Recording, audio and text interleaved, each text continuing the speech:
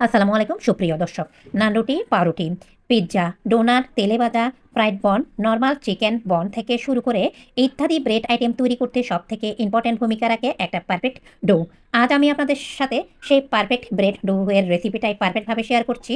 যে রেসিপিটা দেখলে আপনারা হাজার রকমের ব্রেড আইটেম অনায়াসে অন্যান্য রেসিপি না খুঁজে সহজভাবে তৈরি করতে পারেন। কথা বলতে বলতে রেসিপিতে এসে মিক্সিং বোল, হালকা কুসুম গরম পানি নিয়েছি ১ কাপ প্লাস, আর ২ টেবিল চামচ পরিমাণ, সাথে ৫ টেবিল চামচ পরিমাণ দিয়েছি চিনি, স্বাদমতো লবণ। প্রতি ১ কাপের জন্য ইস্ট ব্যবহার করছি ১ চা চামচ পরিমাণ। আর আমি ইস্ট ব্যবহারের পরে পরবর্তী বেঁচে যাওয়া ইস্ট সবসময় ডিপ ফ্রিজে রাখি।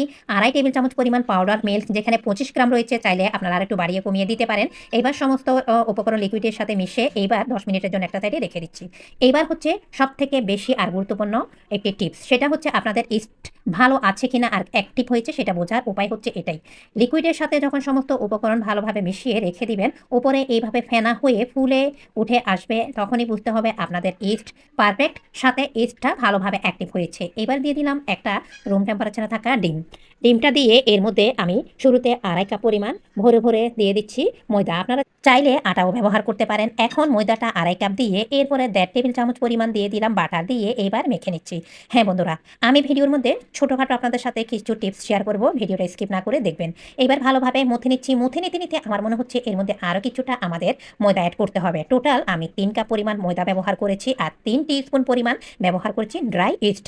আর ওই যে বললাম টিপস শেয়ার করব, সেই টিপসটা হচ্ছে ব্রেড আইটেমটা পারফেক্টভাবে তৈরি করার আরও একটি গুরুত্বপূর্ণ টিপস হচ্ছে সময়। মানে সময় নিয়ে এই ব্রেড আইটেমটা আপনাদের ভালোভাবে মুথে নিতে হবে। আপনার একটি পারফেক্ট ব্রেড আইটেম তৈরি করতে হলে সেই ডোটা অনেক সময় নিয়ে ভালোভাবে মুথে নেবেন। যত বেশি সময় নিয়ে মুথে নেবেন, তত বেশি আপনার ব্রেড আইটেম বা রেসিপিটা পারফেক্ট হবে। এটাও কিন্তু অনেক গুরুত্বপূর্ণ একটা টিপস।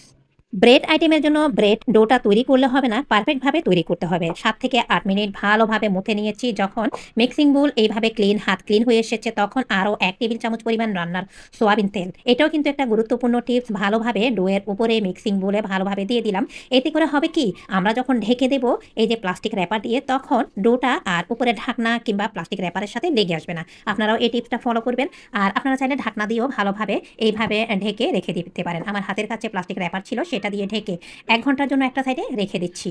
এই তো এরই মধ্যে আলহামদুলিল্লাহ আমাদের পারফেক্ট ব্রেড আইটেমের জন্য পারফেক্ট ডোটা একদম পারফেক্টভাবে দ্বিগুণের চাইতে বেশি ফুলে উঠে এসেছে। এইবার মাঝে ছিদ্রটা, মানে একটা ছিদ্র করে বাতাসটা বের করে দিলাম। আলহামদুলিল্লাহ যখনই দেখবেন এইভাবে জালিদার হয়ে এসেছে আমাদের ডোটা, তখনই বুঝতে হবে মোটামুটি পারফেক্টভাবে অ্যাক্টিভ হয়ে গিয়েছে আমাদের পারফেক্ট ব্রেড আইটেমের জন্য পারফেক্ট ডো। এরপরেও আরও ১০ থেকে ১২ মিনিট অফ স্ক্রিনে আমি ভালোভাবে মুথে নিয়েছি আলহামদুলিল্লাহ।